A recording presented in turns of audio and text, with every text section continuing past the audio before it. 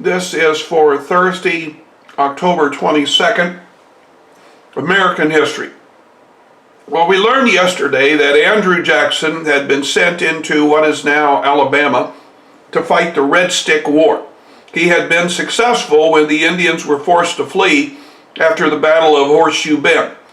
Jackson and his Tennessee militia is located in what is now Alabama, Mississippi. He is ordered by the Secretary of War to go to New Orleans.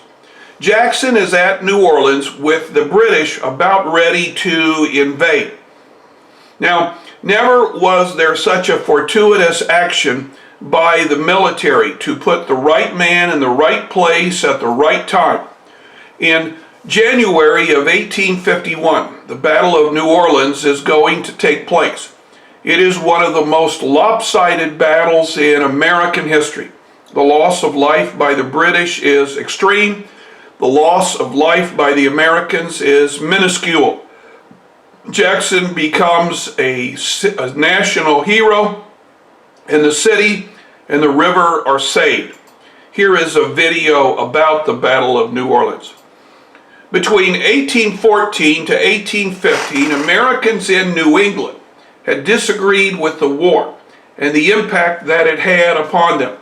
The various states of New England will meet in Hartford, Connecticut, and there they will discuss the war.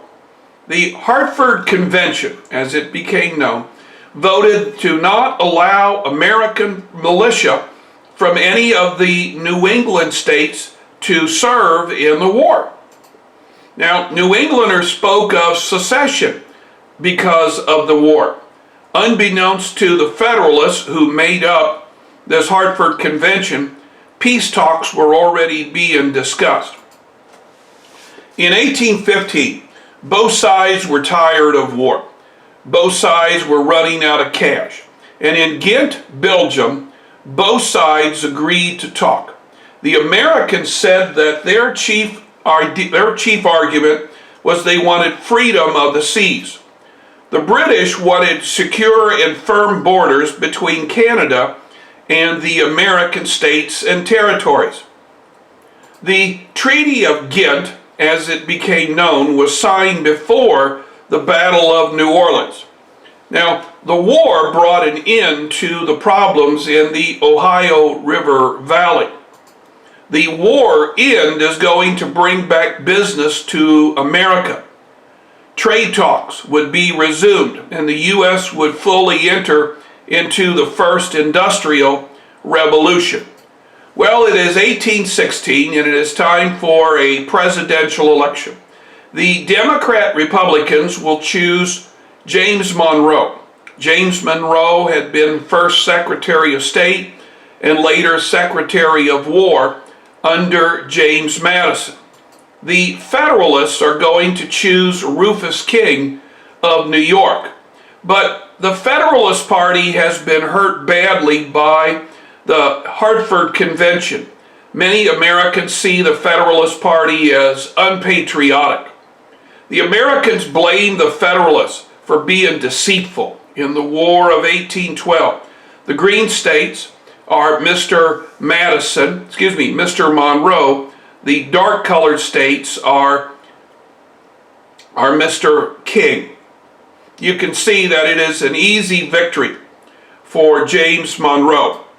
Soon after Monroe was inaugurated, a Federalist newspaper is going to say that Monroe's administration will usher in an era of good feeling.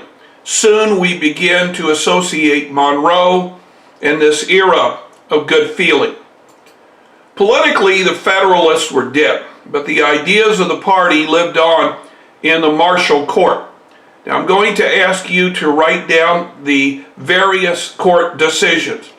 McCulloch versus Maryland. The state of Maryland had imposed a tax on the first bank of the United States. McCulloch, as its director, said that the bank would not pay the tax. McCulloch said that the federal government was supreme. The Marshall Court agreed.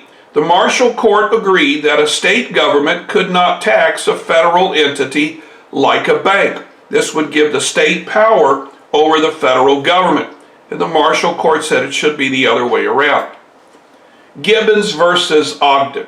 Gibbons versus Ogden has to do with a disagreement on ferry boat operators on the Hudson River. Should their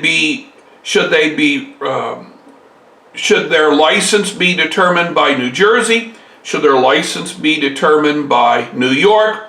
The federal government said neither. Neither state had control because the Hudson River was a river of interstate commerce, and as such, only the federal government could offer licenses. The last of the Marshall rulings was Dartmouth College versus Woodward. Now, Dartmouth College is a private college that is located in New Hampshire.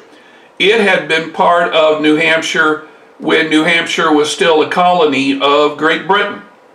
Woodward was the governor of New Hampshire, and Woodward was upset the way the state had no say in who was going to be on the board of trustees for Dartmouth.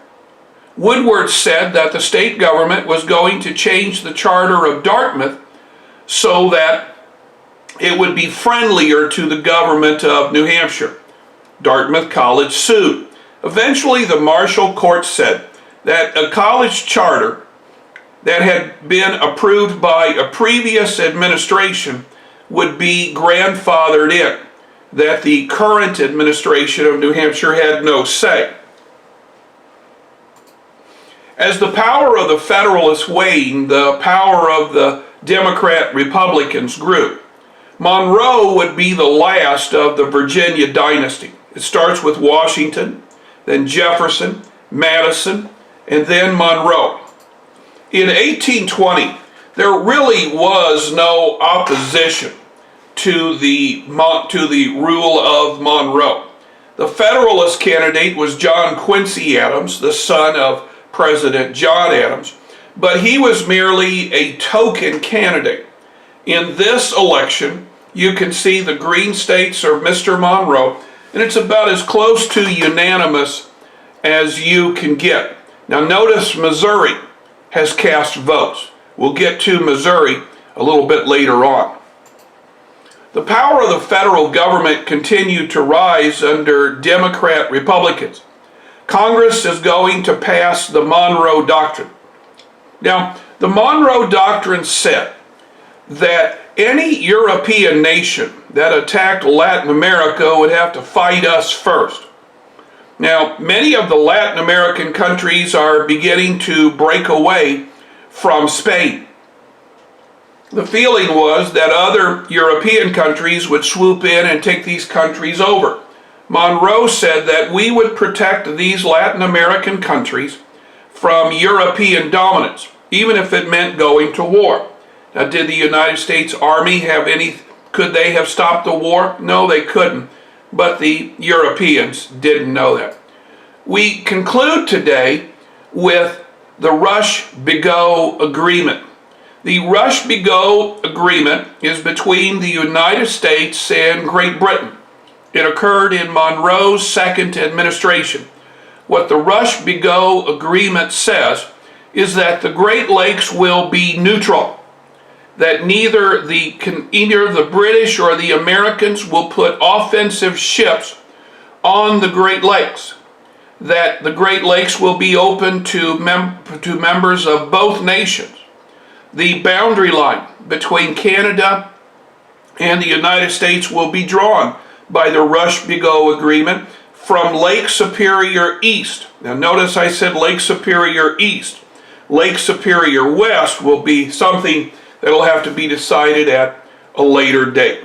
Well, this would be a good place for us to stop. Hopefully there will be some questions after you get done watching this video.